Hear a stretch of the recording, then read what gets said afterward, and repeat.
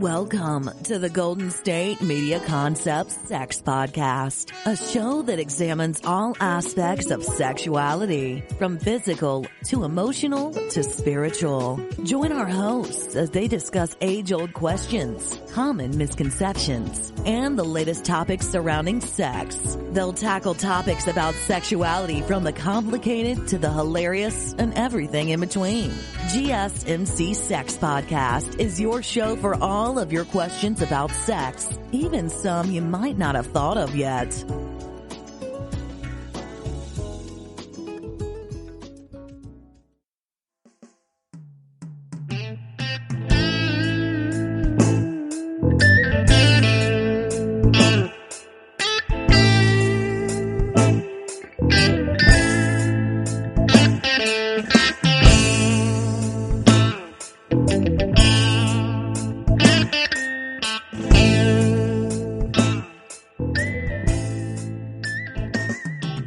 Hello and welcome to Golden State Media Concepts Sex Podcast. I'm your host, John Johnson, talking about sex to the rescue. Have you ever had those situations in life, or the situation in life where you have the perfect lover? You don't even have to talk. You just enjoy making love because it just seems to solve the problems. There are times in life when it feels like that's what you want to do. And then we talk a lot about how to communicate, build a relationship, everything around being sexual, because that's what we construe as being the normal way of doing things. But there are times in life when you don't want all of that formality to it. You just want sex to the rescue. Think about it. How many times have you had conversations with someone who, say they're a new person in your life, and you begin talking about sex and you discover, wow, you're doing all the things that I was missing in my last relationship. Man or woman, it doesn't matter. You experience that. And then you have that lover who is there, they're taking care of your needs, and you feel heard, you feel like your needs are being met, and it just gets you so much more engaged, and it just bonds you to that individual because you feel like, wow, this is great. You know, I've been wanting this. You know, you blush now, and you didn't used to blush before because it was so boring. You didn't even enjoy it. You just kind of went through the motions because you felt like that's all that there was for you. Yeah, we've had situations like that. I mean, have you ever had sex where you just got up and just walked away and just like, oh my gosh, you know, I don't ever want to do that again. I mean, I'm talking about this is the person that you're with. So it's not like you're just going to walk out of the relationship per se, but the sex part is just not happening. So you want something that's more fulfilling. Like you want sex to the rescue. You want it to be something that you look forward to because you've heard that it is something that's good for you. It's passionate, gives you what? Better skin. You're just happy, and for some, you know, it's definitely a cardio workout. That's all good. But when you've heard about it, and maybe you experienced that a time or two, and you want to get back to it for some reason, it disappeared. You want sex to the rescue. You want it to change your mood. You want it to change your attitude, your outlook. I mean, it could do that. You know, we write about sex in poems and literature, music. It's everywhere. It's pervasive. Sometimes they're overwhelmed with even the subtlety of sex in so many things. Yeah, it's working on your subconscious. And advertisers do a really good job of you know, plucking that string in your mind about the, you know, that sexual tension that exists. Sex. Like I said, sex to the rescue. We all have something about us that is drawn to it. And for those who are really present to that fact, and, you know, young people, when they're first discovering their sexuality, find everything, you know, just stuff that we would never think of. Because once you get older and you're kind of mature past just everything being about sex, but the subtle references or the hints are even a little more sophisticated as you get older. When you're young, they don't have to be real sophisticated. Everything is about sex. And I kind of chuckle at that because I remember being young at one time and just making remarks and comments about things. But that's what you do when you're young because you don't really know anything. You just sort of suppose and maybe you pick up inferences and then you just make it sexual. But once you've had a little bit of a life and experience sex for the pleasure and all of the build up and stuff that happens around it, and you can kind of compare the anticipation of it with how it really feels afterwards, and checking in with your partner. And when you've really got a good rhythm of something going on, I'm talking about good chemistry with your partner, then it's fun. And you don't feel so left out of what the experience is supposed to be like. See, that's great. That's a great life. You're learning and you're being engaged. Now, if your life is boring right now, and your sex is probably boring too, you know what? Get a book. Do something. Do some research. Figure out something so that you can make your sex interesting. There's videos on it, and I'm talking about videos. Yeah, there's porn. You can do that. But, it's kind of based on a little bit of a lot of fantasy in that. And you get a little off the beaten path. So if you want to, now I'm saying this to the guys. Guys, look, women enjoy sex movies too. But think about it from the standpoint of what's reality. If it's in the movie, it's not reality. It is fantasy. Now, there are those that are a little more realistic, which sort of contradicts what I just said, but I'm talking about things that are more connected to the interaction of the two individuals and the relationship, and not just the physical act of sex. Because the relationship part of it is also where a lot of the memories happen. It's the build-up. It's the connection. Oh, I can go on and on about that. But this is kind of where there's the sex to the rescue. And then when you get to having sex, it's no holds barred. Can you imagine how intimidated some people are when they begin to talk about the subject of sex? At least because of the inexperience, they don't even know the words to use sometimes. It's they blush, they can't quite collect themselves, they sort of chuckle, and I mean, even older people, it's not just kids. I mean, kids kind of just can get crude because they don't know if they say something that's kind of too clinical, you look at them really weird, like you got that out of a book or something.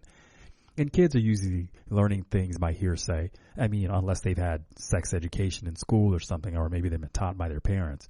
And, as is the case in some situations, kids get a little experimental and get into things that they can't handle and wind up having a trip to the doctor. And then they really get a life's lesson about what the heck is going on. And I'm talking about the experience of the little viruses and diseases and things that happen when people get sexually active, but may come in contact with an infected partner. That's another story altogether. But back to the point of having sex and enjoying it and learning. And if you're bored in life, then do some research so that you won't be such a boring person when it comes to sex. So think about it this way. Have you been that person who has come into someone's life and have had such an impact on them when it comes to their sexual experience that you were the gold standard? I mean, that's got to feel pretty good. So how do you achieve that? Well, one, learning to be a little uninhibited is a good start. And if you're with a person who's had probably a few lovers, but none of them have been exceptional, again, not meeting the expectation, but you got to think sometimes it's people not knowing a lot about sex, and to the point where they're sort of along for the ride and they hope that their partner has the knowledge and the wherewithal, the confidence to be able to pull it off. Whether it's man or woman, it doesn't matter. I think it really boils down to being sexually self-expressed, having that experience, and that desire to be pleasing, and to want to learn about your partner so that they have a great experience. So it feels like you care about your partner. A lot of people are intimidated by the whole sexual experience, mostly because there is a lot of buildup to sex before we ever do it. Clearly, I mean, if you've never had sex before, I mean, what do you know? You don't know anything. You hear things, you see pictures, and that sort of informs your mind as to what the possibilities are. But until you've had an experience with it, and I mean, right there, having the nerves and the anxiety and everything that goes along with it, that's all part of the sexual experience. And then you survive it, you come through it, and a lot of people want to do it again. It says, wow, that was exciting. Let me take a break right here, and I'm going to come back and talk about sex to the rescue. Still on the search of that one true love?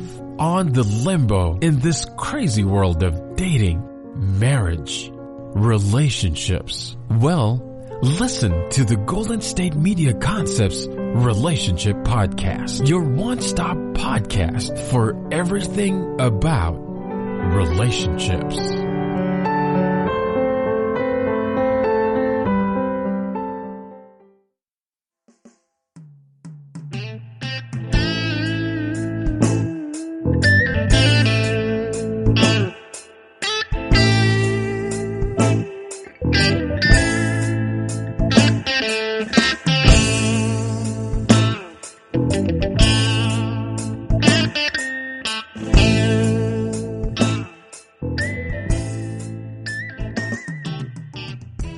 Welcome back to Golden State Media Concepts Sex Podcast. I'm John Johnson, talking about sex to the rescue.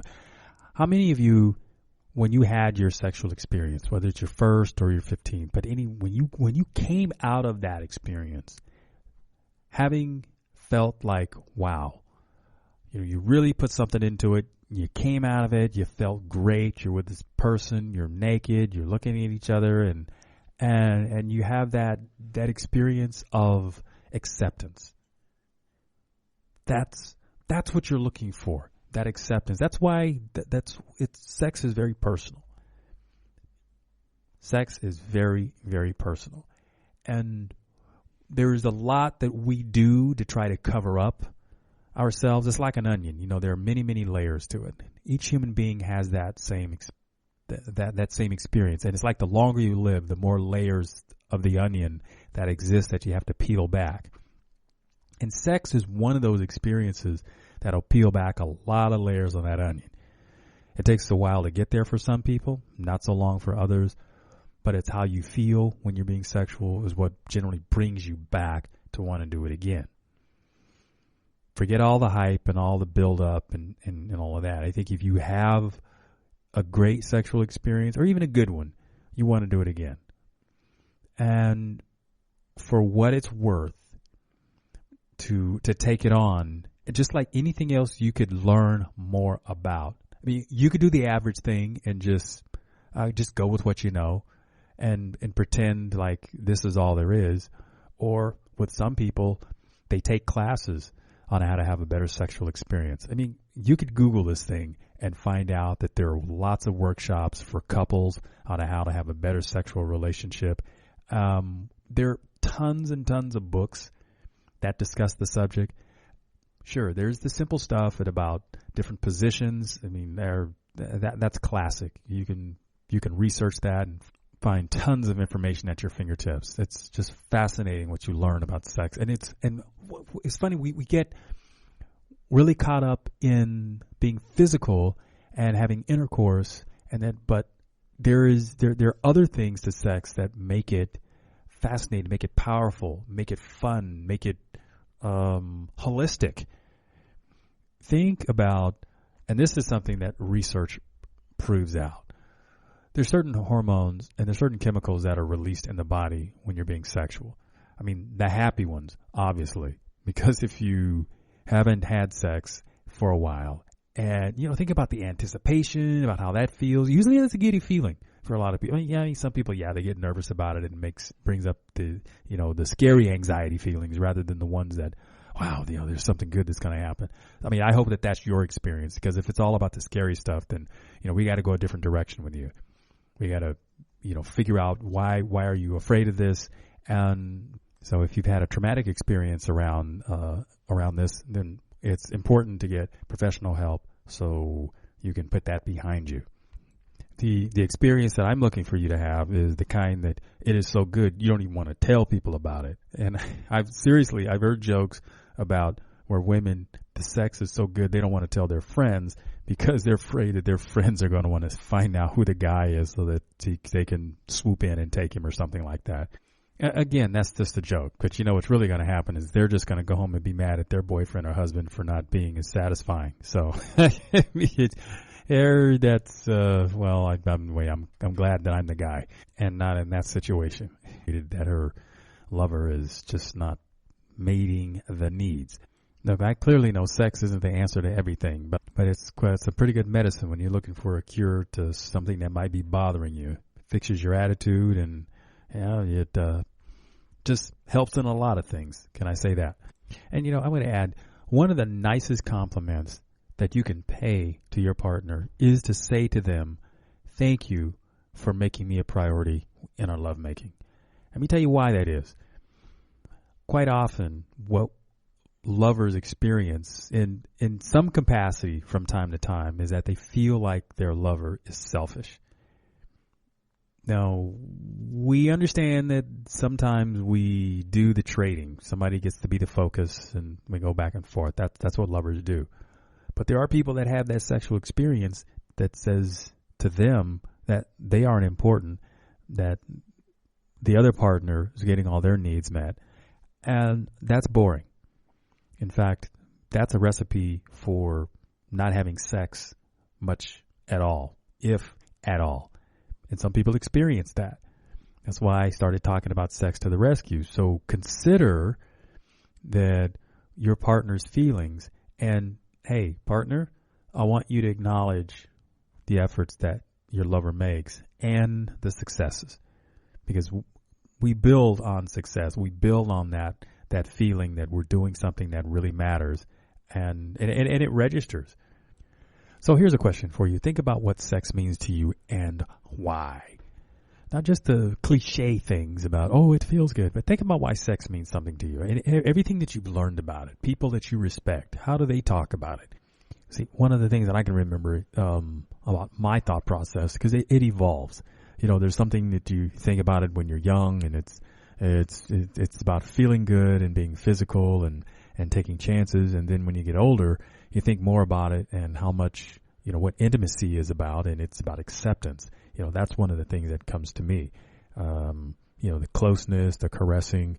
It can obviously be a lot more than that. It can be really physical, and you can be animalistic about it and things like that. But when I'm talking about my philosophy, basically it boils down to closeness and intimacy and acceptance and knowing something about that other person that nobody else knows. It's closeness. How about that? That's just something I'm just kind of giving to you off the top of my head as I'm thinking about it. What does it mean to you and your partner?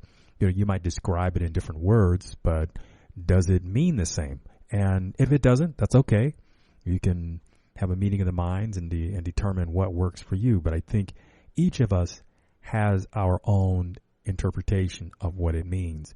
And when it fulfills us, the relationship that we have, when we feel that we are getting our needs met, then that's exceptional.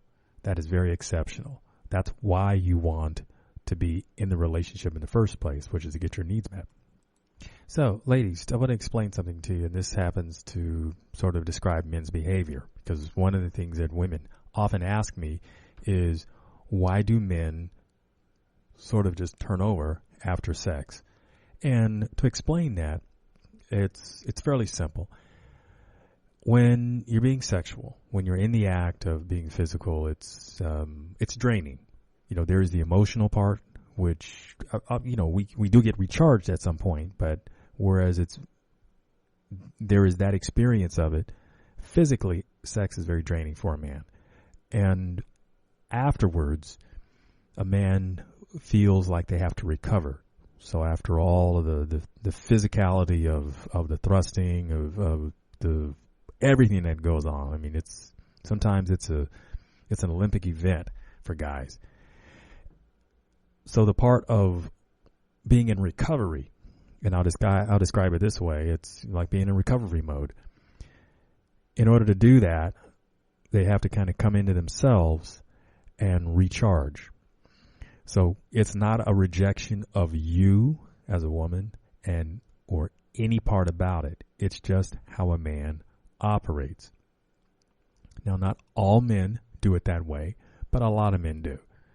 And again, it isn't a reflection of the love and affection they have towards you. Men make themselves available, and not just for sex, But when it is about being sexual, then he's being vulnerable. You can see the physical expressions, the expression on his face, all of that goes on with it isn't necessarily something you would see at any other time. It's usually during the act of being physical like that when you see these. And when that moment passes and he's resting, then that's his time to pull it all back together. So it's almost as if to say, yeah, he's wearing a mask until he's being physical, and then he wants to put the mask back on. Well, it doesn't quite happen that fast, but there is that sort of experience where men need to have their time to collect themselves and pull themselves back together. I'm going to take a break, and I'll be right back after this. Tired of searching the vast jungle of podcasts? Now listen close and hear this out. There's a podcast network that covers just about everything that you've been searching. Hey! The Golden State Media Concepts Podcast Network is here. Nothing less than a podcast bliss with endless hours of podcast coverage. From news, sports, music, fashion, cooking, entertainment, fantasy, football, and so much more. So stop lurking around and go straight out to the Golden State Media Concepts Podcast Network. Guaranteed to fill that podcast itch. Whatever it may be. Visit us at www.gsmcpodcast.com. Follow us on Facebook and Twitter, and download us on iTunes, SoundCloud, and Google Play.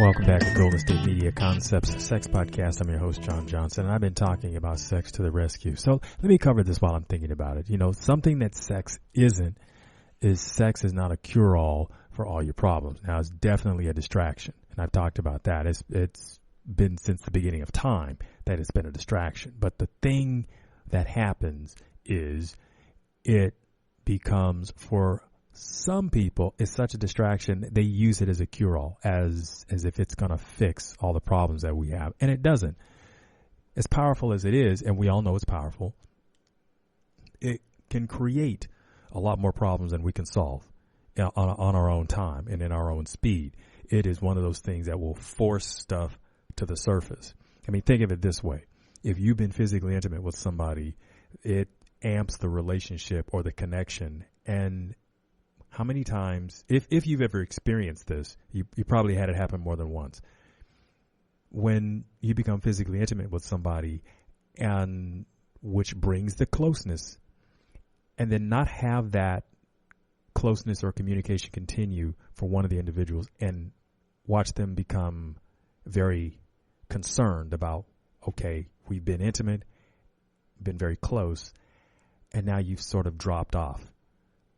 What happened? See, these are very intense moments, which is why I say we don't want to just treat sex like it's very casual. And yeah, it comes to the rescue. There's a lot of things that it makes us feel good about afterwards, because sex just has that ability to do that because of the chemicals and things that get released in the body. And you can do your research on that. Endorphins, for one. But once we've had that experience and we draw a straight line connection between the sex and that feeling of being connected, and to have that broken, it really affects you. So I would share with people, don't be too casual about it. If you have that agreement that it's just, we're all just doing this for fun and what happens here stays here, that kind of thing. I mean, you make that decision. You make that determination. Everybody has free will in these situations. But if you're not experienced with this, then the last thing I want you to do is take the exception and try to make it the rule, meaning take it and be real casual about it, because people can be very hurt, and not just women. Guys get hurt too.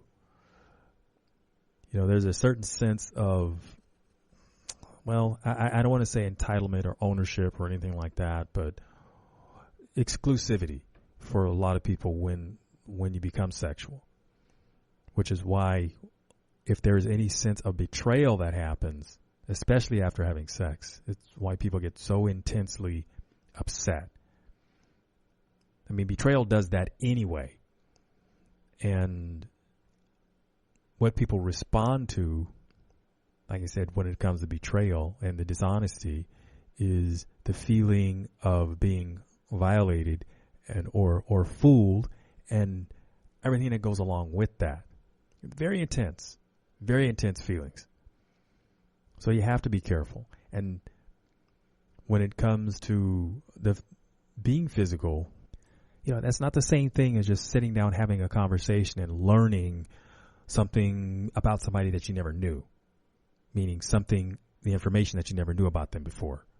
See, this goes well past that. And partly explains why when the breakdown in the relationship happens, why sex for some is a cure, at least temporarily, and then the problems seem to go away. Because like I said, it's very powerful. Very powerful. I mean, maybe you've had that experience, that you've had a falling out, and then there's the term, the makeup sex. Just seems to make all the problems go away. Sometimes it's just stuff. It's not even real important. I mean, it's so powerful. Sometimes it'll even prevent you from having rational thoughts, right? Think about that. Have you ever gotten so excited, so caught up in your lover and your partner where you get jealous, possessive, all of those kinds of feelings just running through your head, and you know, hopefully you find out that, geez, you were just going off on a tangent somewhere and there was no basis in that. You see, like I said, sex is powerful. So you got to be very careful about it, because you can go all kinds of good places with it, and then in your mind you can go to all kinds of not so good places. So treat it with care and respect. Respect yourself, respect your partner, and hopefully you don't say or do dumb things because of sex. Sometimes too much of a good thing can be bad. Maybe sex falls in with that too. Think about what's your philosophy on that. So if I didn't say it before, I'll say it here. Sex is not a cure-all for everything. It's good for you until you become reckless and careless with it, and you got to be mindful with what you do.